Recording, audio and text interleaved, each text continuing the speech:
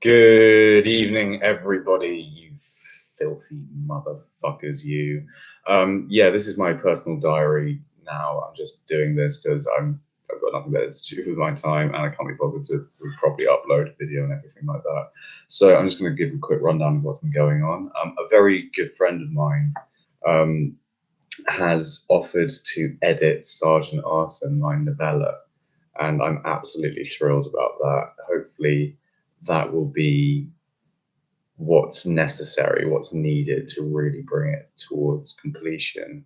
And it's just like this little extra step, I think, that will that will make the project.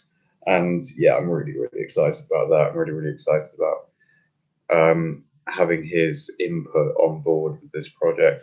And in fairness, he's already given a fair bit of input already, and I will, of course, credit this particular gentleman when the project is completed. And yeah, I'm really, really excited for this, and hopefully it will work out and be a-okay, and the whole thing will be ship shape. And unlike this, the first edition of it, which on reflection now is just not good enough, not really good enough by half. But actually, I think it's good enough by half. It's not good enough by like a fifth or something. There's a fifth too many small mistakes in it to be quite good enough. So yeah, I'm celebrating that, and I'm celebrating also study agriculture at Hartbury University, which is what I think I'm going to do. Even though today I did put in for Reading University to study agriculture. I want to actually study Reading.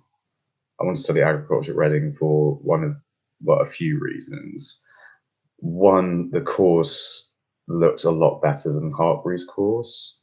On Hartbury's course, they got all sorts of weird stuff, like they got this like sports science module in the third year, and I'm like, hey, that's got nothing to do with agriculture. Like, why have got a sports science module in your third year?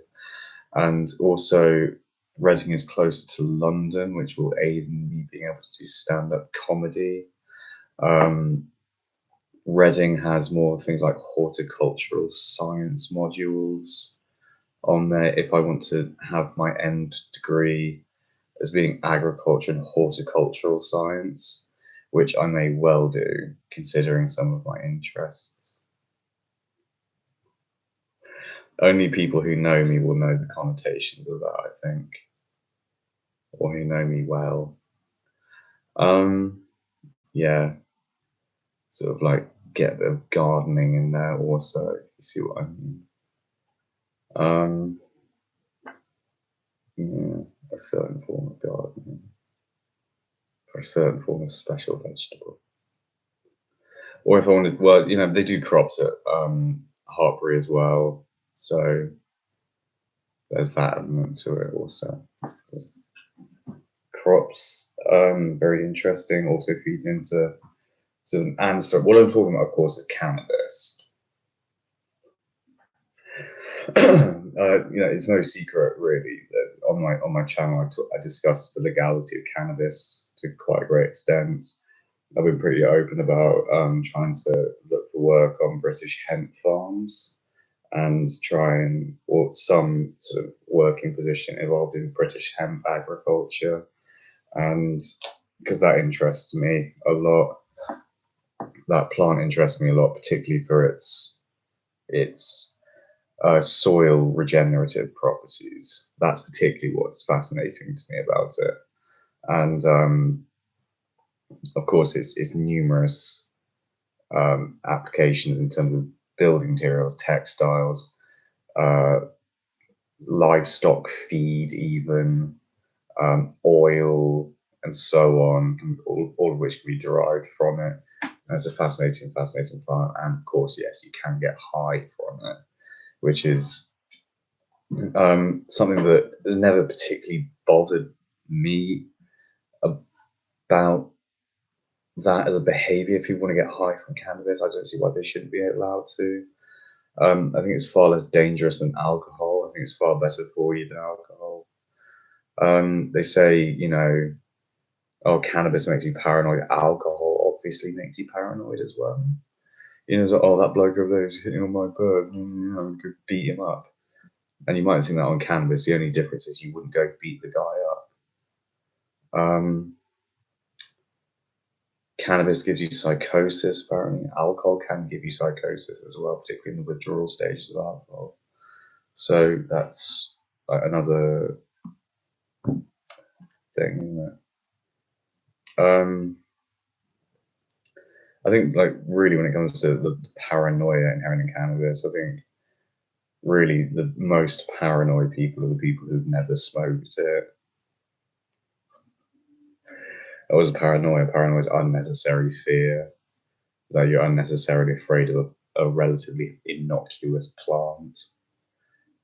If you knew really anything at all about cannabis, you realise that cannabis is actually fairly innocuous, and hence all the people who have never used cannabis, they're actually the paranoid ones, which is sort of a bitter irony, I think, or a sweet irony, depending on your perspective on that certain little drug and the delightful compound that contains tetrahydrocannabinol, or delta-9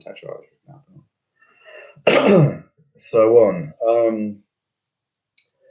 What else did I want to talk about? I don't know, really. This might just be a pretty brief one. Yeah. Oh, I had a great podcast the other day with the same friend, actually, who's offered to edit my book for me, Sergeant Arson, which you can buy online on Amazon. You can buy it on eschatonpublishing.com. Yeah, I'm trying to get that online as well, the first episode of the podcast, even though there's a little bit too much background noise and the microphone on my camera is not really quite good enough. But I'm going to upload it anyway as soon as my stupid video editing software allows me to put it all into the same video, if you see what I mean. So I'll get that done soon.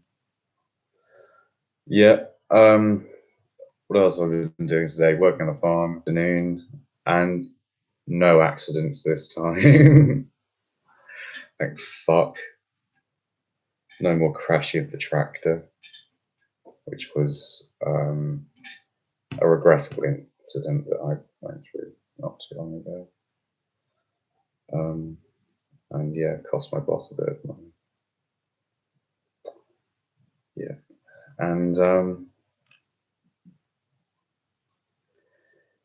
what else? I've been reading I've been writing poetry more.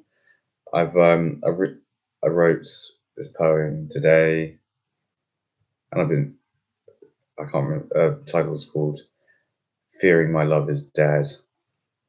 Sounds a bit depressing. It frankly is a bit depressing. I think it's like some, I don't know, hamartia, is that the right word? Pathos to it. I think it has pathos to it. Yeah, I think that's a good thing. Hamartia is not the right word. Hamartia is like the resolution of a tragedy, and I don't think that's the right term particularly for it. And I've been reading W.H. Auden's poetry, which I bought a copy of the other day in Bath. He's written some very, very, very good poems. So it makes one a bit sick with envy, frankly, having to read Auden's poetry. or having to not read it, or knowing of its existence. So, how much of a master he was at poetic form and so on. And,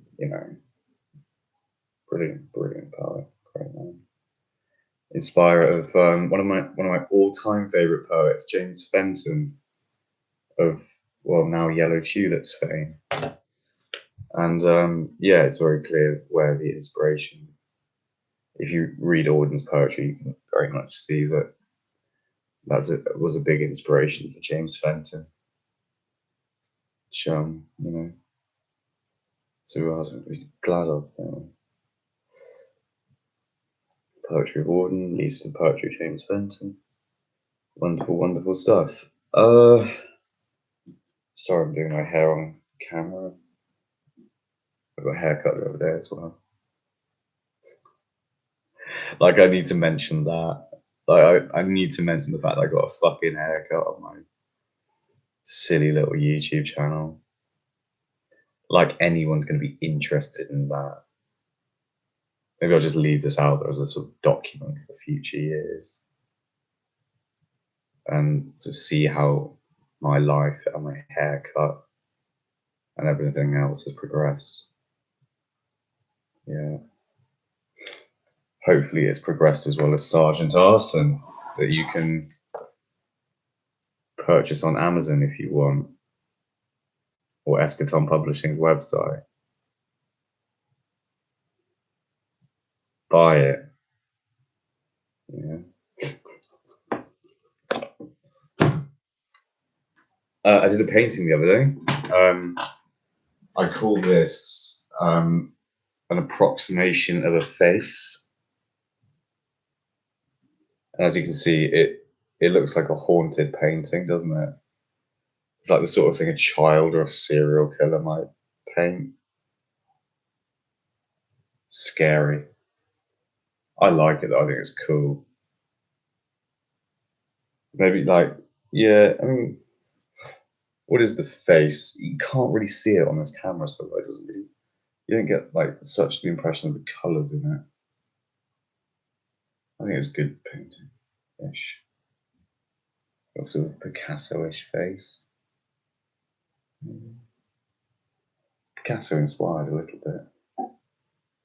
It's like a Van Gogh, I should say, Picasso mashup. Maybe that's what I was going for with it. Anyway, put it down. It's not dry yet, also. It's one of the currently major problems with that painting. The fact is, it is not dry. Yes. But no, I mean, when it comes to studying agriculture, I'm just thinking of all the possibilities that entails. I mean, there's becoming a farmer, for one thing. Yeah, you can do that. I don't know, though. I mean, when I'm thinking about cannabis agriculture, there's all sorts of jobs in government and non-government institutions, organizations that I could potentially do. Then there's not even necessarily the path of having a job at all, and so to speak, and starting up my own thing and like some sort of cannabis sativa related institute or company or something, a lobbying organization to try and get the fucking stuff legal in this stupid little country that will not legalize it, even though it would help enormously with the sort of economic situation that we're in at the moment. Legalize, regulate, tax, educate, etc. Whatever. Anyway, it's the state of British law when it comes to the regulations, sale and supply of cannabis is pretty shambolic, I have to say. There's all sorts of things in place like licensing infrastructures and so on. However, the upshot, well, there is no upshot really. The negative side effect of that is that British hemp farmers have to throw away large amounts of their crop because they can't even derive cannabidiol from it here. And we sell cannabidiol here. Cannabidiol is legal here. THC is also legal, but it has to be prescribed by a GP, or it has to be prescribed by, a GP, a doctor. and very, very few prescriptions have been given for it. And it's for certain things like epilepsy in children and things like that that get prescriptions for THC-based medicine like Sativex and this sort of thing, and most certainly not sort of the bud that you get on the street. That's not legal here yet, not even on prescription. So, like, it's the uptightness and the sniffiness of British legal institutions. They see the letter of the law and not the rule of law, I think, too often. And they see, yeah, but the paragraph taken subsection clause D says D. And it's like,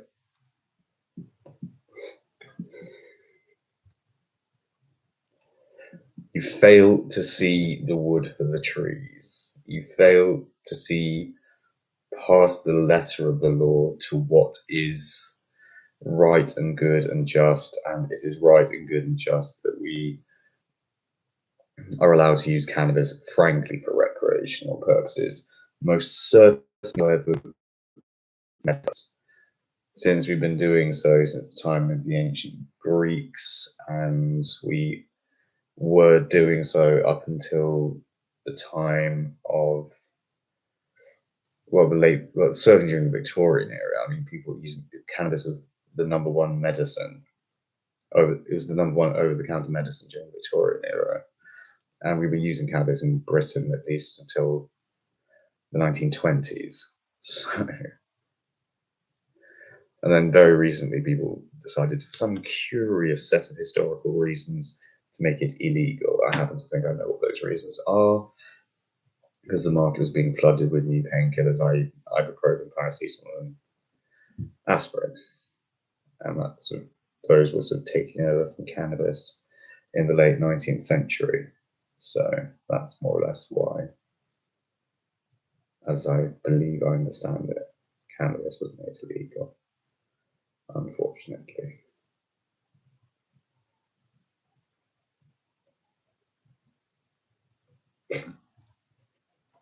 I'm so weird. It's just because I can see my face as I'm recording it. I don't know, like, do I have a nice face? I don't know. But I can certainly turn it into some lovely shapes. And I can be weird, but charming weird, I think. I'm weird in a nice way. And sort of lovely facial expressions some of the time. God, this is turning into possibly a trans update also. No, it isn't. I'm not in my lady get-up. And I'm still a bit too broad-shouldered, I think. Well, not quite feminist enough. Arms slightly too big. I'll have to slim them down through starvation. And exercise, possibly. Also. What I really wanted for my haircut, I asked for a short back and sides, and they did sort of give me a short back and sides. But what I really wanted was like a longer fringe and shorts here, but not too short at the sides. I've got a nice floppy fringe. But then again, I'm thinking of my female personality, Amanda, and what she'd have. She'd just have a boy's haircut. That's what she'd do. She's so cool like that. And then the other female personality, Bridget, would just sort of like follow suit with what Amanda has to get a boy's haircut. So, because they'd be like best friends in my little milieu that I've created, my little social milieu in my head. If you see what I mean. And I wrote a nice poem for a lady who I loved, or who I love, I think, Amanda. Another one, although it's not nearly as good as the first one because I'm on medication. So For what it's worth, though, I didn't think it was a reasonable poem. A reasonable poem only. But I had to write something else for it. I think I'm going to periodically do Amanda-based poems for like quite some time, maybe my entire life. I don't know. It's nice too, I think. The channel's up to 92 subscribers now, so it's crawling towards triple figures. I will have some form of celebration when it hits 100, if and when it does. I will endeavour to upload. That's it. That's what I forgot to mention. I'm doing, or did I forget to mention it? Yeah, I'm doing stand-up comedy tomorrow night in Peckham. Peckham. I've never been to Peckham. South London. What, bruv? It's all like down there. It's all like what's that? Isn't it? Peckham, bro. Tasty Peckham. Peck on my Peckham. I'm crap at all that stuff. I hope I go down like a house on fire. Oh, or I'll just bomb terribly and get shouted out of Peckham. Oh, I don't know. What material do I? Yeah, how do I play Peckham? It's an interesting question, isn't it? When it comes to, because the gig I was originally going to do got cancelled, so I had to find a new one. Sort of a bit last minute, and there was this one in Peckham, and I sort of thought, all right, I'll get a space on that one, and yeah, Richmond, which is where where the original gig was. I know how to sort of play that crowd, I think, because they're white, middle class, white middle class, and so on, affluent, like from a similar background to myself. West London, that's nothing. But South London and Peckham, I don't know. I don't know how the fuck this is gonna go down at all. But it's obviously really, really important that I diversify my audience or diversify my ability to play different audiences as much as humanly possible, so that I add to my repertoire that way, and I can sort of bend more easily to crowds that I wouldn't necessarily know how to play, if you see what I mean. But the hope is obviously that it'll just be normal. I think I'll just do my normal set, or maybe not. And it gets me to think differently about material, and it gets me to think differently about what I do on stage. But we'll see. We'll see how it goes. I'm going to record it and put it online. I think even if it goes badly, I'll do that. I think. But yeah, never know. It might be my best gig ever. It might be my worst gig ever. Either way, I think it's going to be interesting.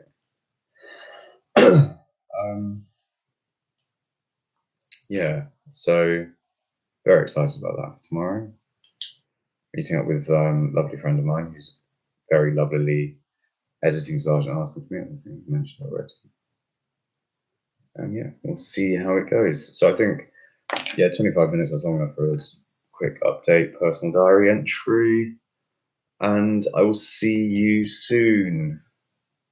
See you soon, everybody. I love you lots as always. Bye-bye. Love you.